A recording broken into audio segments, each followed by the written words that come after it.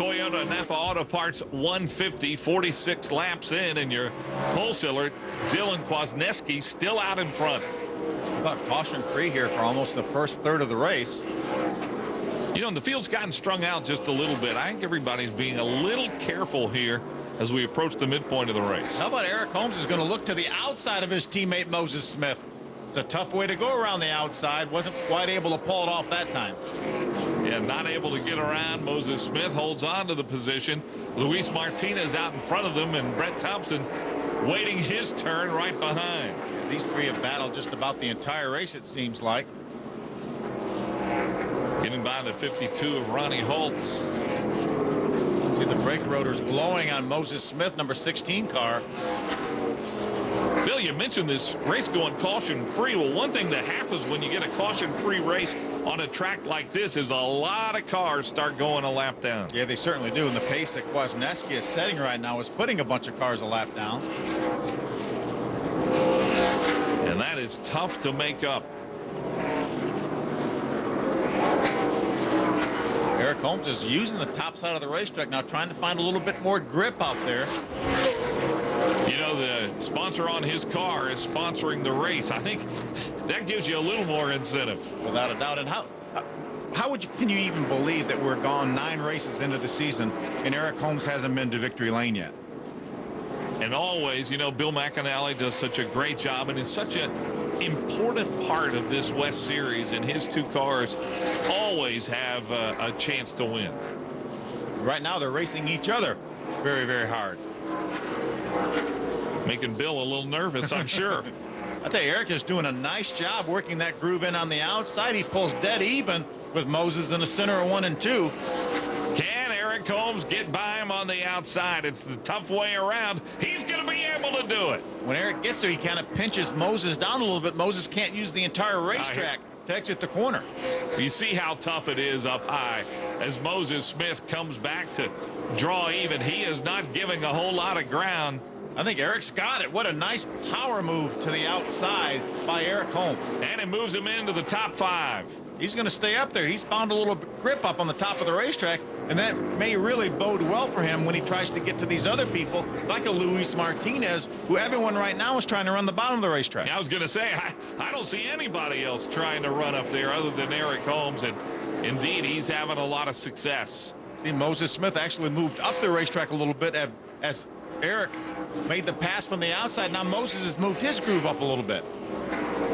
You know, you heard at the beginning of the race Jim Trado talking about the youngsters and the veterans. Well, certainly Eric Holmes is one of those veterans. Tried to run a series a year in the East. Just didn't work out for him. Came back to the West and has been successful ever since. He's won 2 championships since he came back. He won championships in 06, 08, and last year in 2010. Not going to win it this year, not with the year Craig Persley's had it. Here comes Brett Thompson alongside Moses Smith trying to get underneath him. And Moses Smith, like his teammate, has moved up high trying to run out top. Yeah, I think Moses saw that Eric Holmes was able to make that outside groove work, so he's trying to work it in, trying to get used to that. But Brett Thompson said, if you're going to leave the bottom open, I'm going to try to take that spot from the bottom. And it looks like he's got a good chance to do it. Brett moves him up the racetrack. Actually, Brett ran the middle of the racetrack that time, moved Moses up even higher. Now there's Jack Sellers. They have to negotiate around Jack. Now here's Michael Self and Chad Boat. You talked about the East Series. There's one of those drivers, Chad Boat. Yeah, another one of the drivers that came from the East Series. Chad coming off his best finish last time out at Columbus. He got a top 10 run, so he's got a little momentum on his side. Made the trip out here west. Son of a pretty good driver. Absolutely. Billy Boat, IndyCar winner. Dylan Kwasniewski, as you see, has led every single lap here. 16 years, 2 months old. There's yet another East competitor, Ben Kennedy, that Dylan is trying to put a lap down right now. Ben had a great 3rd place run at Bowman Gray, and if you want to talk about a family tree, he has a pretty good one. I would say from the France family, his great-grandfather started this sport. That's right. His grandfather, Bill France Jr., and his mom is Lisa France Kennedy. So Ben Kennedy trying to make it and beginning where so many of these young drivers do in the K&N Pro Series. There's Alex Bowman. Now he has joined this battle. He's trying to get by Ben Kennedy and try to chase down Dylan Kwasniewski. You know, he's really closed the gap with Kwasniewski quite a bit over the last couple of laps. He certainly has. Alex Bowman, I talked to Alex before they made the trip out here, and he said, we're going out there for one reason only, and that's to go out there to win. Yes, he wants some seat time. Oh, trouble on the racetrack right in front of our leaders. Oh, Kwasniewski made a great move down low as Michael Self spins, and that'll bring out our first caution of the night. But you're right, what a great move by Kwasniewski. That could have been disaster. Certainly an anxious moment. Watch here. Now there's Chad Boat. Michael Self, they make some contact there. Around goes Michael Self, but just in front of our leader, you see Kwasniewski and Alex Bowman both going by on the inside. Boy, pretty good move by the 16-year-old who stays out in front of the Toyota Napa Auto Parts 150. Almost halfway through this Toyota Napa Auto Parts 150. Going to be interesting here with Kwasniewski and Bowman starting alongside each other. We know there's some grip on the outside. Good start by Kwasniewski, but Bowman stays right there. See if he can hang in there on the outside. And Greg Pursley right behind him, the series points leader. Luis Martinez also in that battle. But watch out for Eric Holmes. Side by side now, Bowman and Kwasniewski. Heavy traffic. There's Martinez's 6 car, and Eric Holmes bumping a little bit. And Kwasniewski out in front as Alex Bowman says, okay, I'm not going to pass on the outside. Long way to go, as you mentioned, Mike. Just past halfway right now. And again, in a 150-lap race on a short track like this, you don't change tires. So you can't emphasize enough that you still got half the race to go. You got to have something underneath you in those final laps. And you can't even really make any adjustments. So what you have is what you have. That's why the practice sessions are so critical for these guys. And you heard Dylan Kwasniewski say in our pre-race interview with Jim Trado, they had to kind of guess a little bit because it is much cooler here tonight. It was 90 degrees earlier during the day, and this racetrack was really hot. Yeah, very warm. And obviously when the racetrack is as warm as it was, you don't have the grip that you're going to have right now. These guys are running speeds that approach their qualifying speeds here in the race. Look at Brett Thompson on the outside trying to get by Moses Smith.